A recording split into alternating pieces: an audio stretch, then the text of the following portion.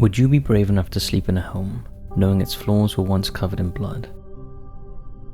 Looking at many of these dwellings, you'd think they were perfectly ordinary houses, but digging a little deeper, you will discover that inside these four walls, some of the most horrific crimes occurred, and that serial slayers once called these buildings home. In today's video, we'll be exploring some normal-looking homes with disturbing backstories.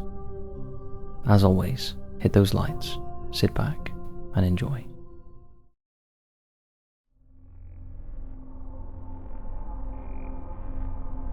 Benedict Canyon Drive.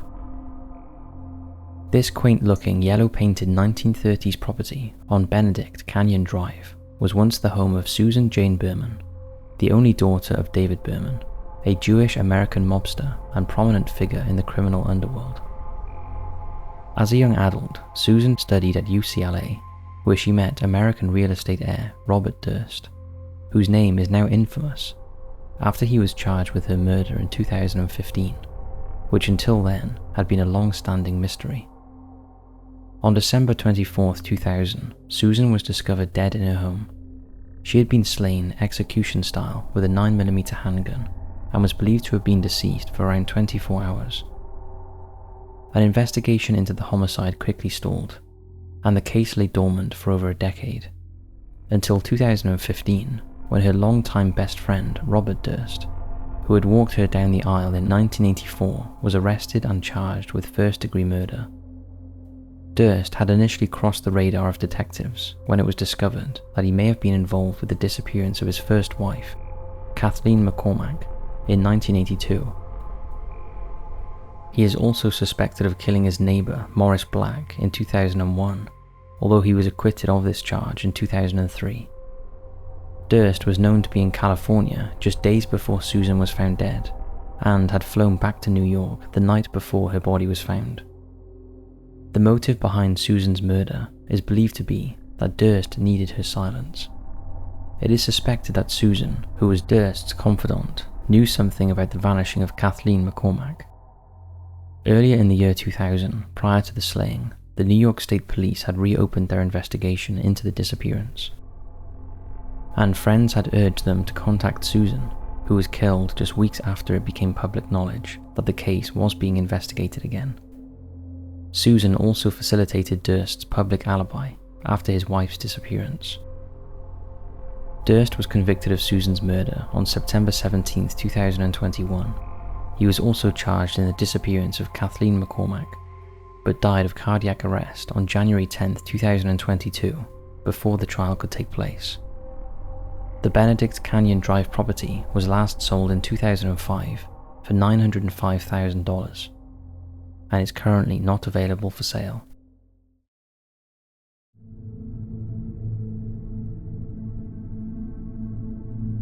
Lower Belgrave Street. This flat on Lower Belgrave Street in London, England is pretty typical of the Belgravia area, but its history is less so, as the property is the setting of one of Britain's most enduring mysteries, the disappearance of Lord Lucan. In 1963, Lucan married Veronica Duncan. The couple had 3 children together, but divorced after 9 years of marriage in 1972. Following this, a bitter custody battle took place, which Lucan eventually lost.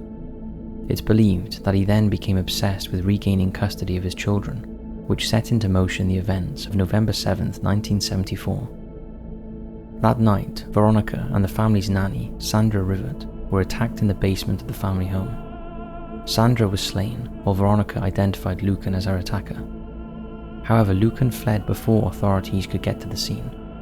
His mother collected the 3 children from the family home, while Lucan himself drove to a friend's house in a borrowed car, which was later discovered abandoned with a piece of lead pipe inside, similar to the weapon used to attack Sandra. Several bloodstains were also found at the scene, but Lucan was nowhere to be found. Many believe he took his own life following his disappearance, and over the years, he has supposedly been spotted in France and New Zealand, and in the late 1970s, Scotland Yard investigated the idea that he was living in South America and a friend was sending him money. To this day, Lucan's whereabouts are still unknown, although he continues to be the prime suspect in Sandra's death. His ex-wife, Lady Lucan, died in 2017 at the age of 80. The property on Lower Belgrave Street, where Sandra was killed, is now estimated to be worth between £4 and £5 million, although its current status is unclear.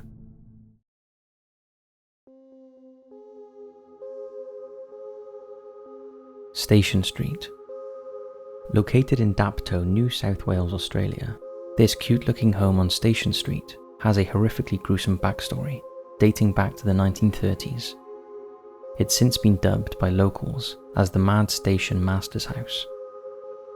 45-year-old Harold Sheldon was residing on the property with his teenage son George and his wife, 47-year-old Louisa, on January 16, 1932, when he decided to kill them.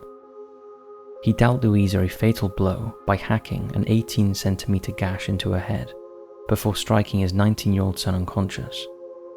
The couple's other children fled the house in terror. Old police reports at the time stated that Sheldon was suffering from rheumatic fever and had a nervous breakdown shortly before the slaying. For a time before the crime was carried out, he was cared for by a doctor in Wollongong.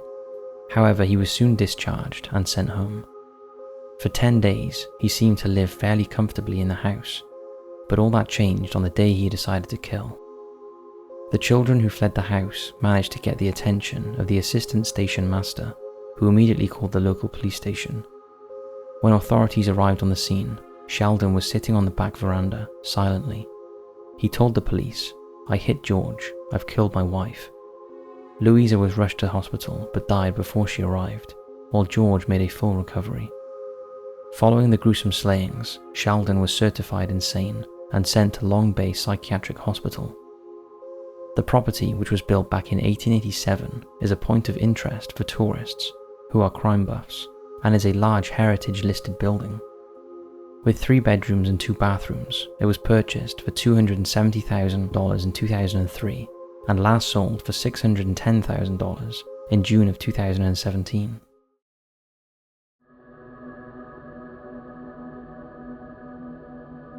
Columbia Boulevard. With 3 bedrooms and a large back garden, this 1936 colonial-style home is the dream dwelling of many families, but it comes with a catch. Located on Columbia Boulevard in Silver Spring, Maryland, this building has been dubbed Homicide House due to its grisly history, where 3 murders occurred inside its walls between 2002 and 2010. One of its former owners in the 2000s, Brian Betts, attempted to get out of purchasing the house when he discovered that a double homicide had taken place there years earlier. But bizarrely, he was then killed himself. On April 14, 2010, he met 18-year-old Alan Saunders on a chat line. Saunders turned up at the home the following day with 3 other teenagers and shot Brian. Authorities believe that the incident was a premeditated robbery. Brian's family wanted the property razed to the ground after his demise in April of 2010. However, the property was returned to the bank, and in April of 2011 it went up for sale. Maryland state law means that real estate agents do not have to disclose the homicides to prospective buyers. The previous residents before Brian Betts were Greg Russell and his 9-year-old daughter, Erica Smith. Erica was shot by an individual named Anthony Kelly, who broke into the house on August 6, 2002. He was wearing a wig and a fake beard. Greg was shot 6 times before Kelly fled the scene with a copy of the New Testament, which cost $3. Both Saunders and Kelly were sentenced to life behind bars. In 2012, the number of the property was changed to avoid it being associated with articles about the 3 slayings that occurred inside its walls. It was last sold in November of 2021 for $565,000.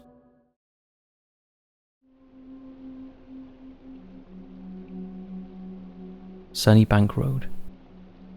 This sprawling 5-bedroom property on Sunnybank Road sits in an affluent and highly coveted area in Halmshire, England, but happens to be the backdrop of one of the town's most horrific crimes when its owner, Sadie Hartley, was murdered on her doorstep. On Thursday, January 14, 2016, Sadie was home alone when at 8 p.m. there was a knock at the door. Moments later, she was paralyzed with a 500,000 volt stun gun and stabbed 40 times in an attack that is described as being carried out with demonic savagery. The next day, one of her employees reported her missing when she uncharacteristically didn't turn up for work and hadn't been in touch. Her partner, Ian Johnston, was out of town on a ski trip and was unaware of her strange disappearance. Officers turned up at the property on Sunnybank Road and discovered Sadie's body. It wasn't long before their suspicion fell on Ian Johnston's ex-girlfriend, Sarah Williams. Williams was arrested at her home 3 days after the slaying, although she maintained her innocence. Her friend and accomplice, Katrina Walsh, was arrested the following day, and both women were charged with murder. The police analysed the movements of both individuals using surveillance footage, number plate recognition cameras, and mobile phone data. And digging further, they discovered that the slaying had been premeditated. The pair had been planning the attack for a year and a half, with Walsh documenting much of the scheme. The two had put a tracker on Ian's car so they could find out where he now lived with Sadie, and they even carried out surveillance trips where they scoped out the area using a vehicle with false license plates. They purchased the stun gun from Germany and picked up boots that were too big for either of them to disguise their footprints. All the evidence mounted up, and Williams and Walsh were convicted of the crime. Sadie's house was later put back on the market, and it sold in 2016 for £500,000. So that's 5 normal-looking homes that hide disturbing backstories. Thanks for watching. We hope you're enjoying all of the daily content this month, for what is the best month of the year. Thanks for watching, and we'll see you right back here tomorrow for another creepy video.